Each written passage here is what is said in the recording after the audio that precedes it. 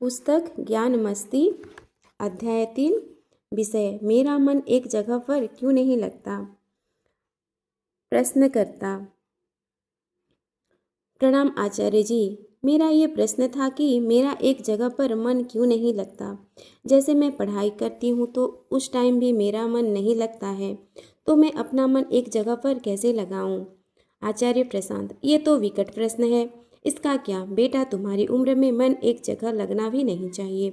तुम्हें तो बहुत बहुत सारे रास्ते, विकल्प, चुनाव दिखाई देने चाहिए और तुम्हें सब पर प्रयोग करना चाहिए, सबको आजमाना चाहिए। क्यों कोई तुम्हारे ऊपर चढ़कर बोले कि ये जगह है, इसी विषय में मन लगाओ, क्यों बोले। हाँ, ये जरूर हो सकता है कि तुमको 10 चीज़ें दिखाई गई, उसमें एक पर, दो पर तुमको प्यार आ गया और वहीं जाकर तुम्हारा मन बैठ गया, वो अलग बात है। पर ज़बरदस्ती नंबरों के लिए, माँ बाप की इज्जत के लिए वहाँ भी मन लगाओ, यहाँ भी मन लगाओ, वहाँ भी मन लगाओ, मन है कि बाजार है कि वहाँ कुछ भी लगा दो। समस्या सिर्फ तब होती है जब जो चीज़ आप जानते हो कि सही है और सच्ची है, आप वहाँ भी मन न लगाओ, ये समस्या है। पर ये तो कोई बात नहीं है कि कहीं भी मन लगा दो। क्यों लगा दे भाई, ये क्या आग्रह है। ये भी वही पुरानी बात है कि ये फलानी चीज़ है, इसमें मन लगाना ही चाहिए। नहीं लग रहा, ये तो नहीं लगाएंगे। कौन सा ये कर्तव्य है, किसकी ये देवाज्ञा है कि हर जगह पर मन लगाओ ही लगाओ। नहीं लगाना भाई, नहीं लगाना तो नहीं लगाना। बच्चे हैं, देख रहे हैं, दुनिया समझ रहे हैं। देखते समझते कुछ मिलता जाता है तो हमारी जिज्ञासा हमारे निष्ठा का पात्र होता है, इस लायक होता है कि उससे मन जोड़ा जाए। वह मन जरूर लगाएंगे, वहाँ मन जरूर लगाते हैं। वहाँ तुम मन नहीं लगाओगे तो मैं कान पकड़ूंगा तुम्हारे। पर वहाँ मन लगाने के लिए पहले वो मिलना भी तो चाहिए। वो न मिलेगा कैसे अगर हर औंधी पौंधी जगह तुम मन ही लगा बैठोगे। असली चीज़ कैसे मिलेगी अगर सब नकली चीज़ों में जाकर बैठ जाओगे। निवेशित हो जाओगे, वहीं ठहर जाओगे। जो फालतू जगहों पर ठहर गया उसकी तो यात्रा ही खत्म हो गई ना। वो अब किसी अच्छी सही मंजिल तक भी कैसे पहुँचेगा।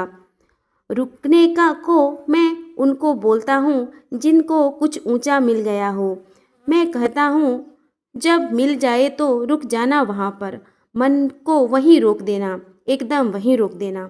सब कुछ ऊंचा मिल गया हो, पर जिनको नहीं मिला है उनके लिए तो चरैवेती। तुम तो बढ़ो, आगे बढ़ो और प्रयोग करो। सोच रही हो, सुना तो मन तो लगता है। मन में तो कोई समस्या नहीं। अहंकार तो बेचारा पुराना आग्रही है, पुराना। जो भी बोल लो, प्यासा है, प्रेमी है, उसको कुछ ऐसा दे दो तो सही जो सचमुच उसको शांत कर सके। वो ठहरता है। हाँ, तुम उसको उल्टी पुल्टी चीज़ें विषयों के तौर पर परोस रहे हो और ऊपर से ये उम्मीद है कि वो उन्हें ही सब कुछ माने। कह रहे हो यही है और तेरा ये कर्तव्य है कि तू इन्हीं चीज़ों पर ठहर जाए, तो ये तुम उसको फालतू के कर्तव्य दे रहे हो। हमने भी वो सब कर्तव्य स्वीकार किए थे। अनावश्यक कर्तव्य हैं वो, झूठे कर्तव्य हैं वो, कर्तव्य नहीं है, बंधन है वो। हमने भी वो सब स्वीकार किए हैं। अपने बच्चों पर भी डालते हैं कि तुम भी ये करो, तुम भी वो करो, ऐसा करो, वैसा करो। बच्चे से ज़रूर पूछें कि इस चीज़ के साथ तुम समय ऊर्जा क्यों नहीं लगा रहे हो। पर उसी चीज़ के लिए पूछें जिस चीज़ को बच्चे ने स्वयं स्वीकार किया है कि वो चीज़ अच्छी है, सुंदर है, सच्ची है। तब पूछिए कि तुम ये स्वयं ही मानती हो ना कि ये चीज़ तुम्हारे लिए अच्छी है। जब तुम खुद ही मानती हो तो अब इसमें तुम्हारा मन क्यों नहीं है। ये सवाल अब ठीक है, पर आप कुछ भी उसको टीवी खोल दिया, कोई कार्यक्रम दिखा दिया हो, क्यों? क्योंकि किसी ने बता दिया कि ये ऐसे कार्यक्रम बच्चों को दिखाने चाहिए। उस बच्चे का उसमें उससे कोई रिश्ता नहीं बन रहा, वो नहीं देखना चाहता। आप ज़बरदस्ती कर रहे हो कि मन लगा, उसका लग नहीं रहा मन। और हम इतने अच्छे लोग या इतने बुद्धिमान तो है नहीं कि हमने जो व्यवस्था बनाई है उसमें हम बच्चों को बहुत ऊंची सामग्री ही परोसते हो। ऐसे हैं क्या? तो हम जो सामग्रियाँ परोसते हैं उसमें अगर बच्चों का मन नहीं लगता तो ये क्या अनिवार्यतः बुरी बात है? ये तो शायद शुभ बात है। हमारी इस बनाई दुनिया में, हमारी व्यवस्थाओं में अगर बच्चों का मन नहीं लग रहा तो ये तो शुभ बात है ना। बेटा, मेरा भी नहीं लगता था मन, लग गया होता मेरा मन तो फिर लोक धर्म ने क्या सिखा दिया है? मन को अनुशासन में रखो। ये अनुशासन नाम की चीज़ ही घटिया है। स्कूल में जाओ, आपका बच्चा बहुत डिसिप्लिन अनुशासित है। ये बहुत खतरनाक बात बोल दी है टीचर ने। बच्चों में जिंदगी होनी चाहिए, अनुशासन नहीं, प्राण होना चाहिए। बच्चा चाहिए एकदम जिसमें भीतर जिंदगी इतनी है कि छलक रही है, बांधे नहीं बंध रहा, समेटे नहीं सिमट रहा। ऐसा होना चाहिए बच्चा। नहीं, बहुत डिसिप्लिन है। मैं मिसेज खन्ना एकदम खुश हो गई। डिसिप्लिन है मिसेज खन्ना, जैसे आप चलो बोल ही देता हूँ, मेरी हुई हो वैसे ही बच्चे को भी मार रही हो तुम, डिसिप्लिन कर करके। बड़ा अच्छा लगता है वो, उसको बिल्कुल मूर्ति बना दिया है पत्थर की। वो ऐसे अंकल जी नमस्ते और भगवान जी की जय जय। देखा कितना। और जो थोड़े दो चार अभी कम मुर्दा हुए होते हैं उनकी सामत आ जाती है। खन्ने का पूत देखा, कितना वेल मैनर्ड तमीज़दार था। और ये जहाँ जाता है लौट जाता है। वहाँ भी जाकर खन्ना को नमस्ते करने की जगह उनके कुत्ते के साथ खेल रहा था। मैंने पूछा, अंकल जी के पास क्यों नहीं जाते? तो बोला, कुत्ता बेहतर है। इंसल्ट, बेइज्जती और करवा दी। बदतमीज, हमें ऐसे ही बदतमीज चाहिए। आ रही है बात समझ में? खन्ना जी से बेहतर तो सचमुच कुत्ता है ना।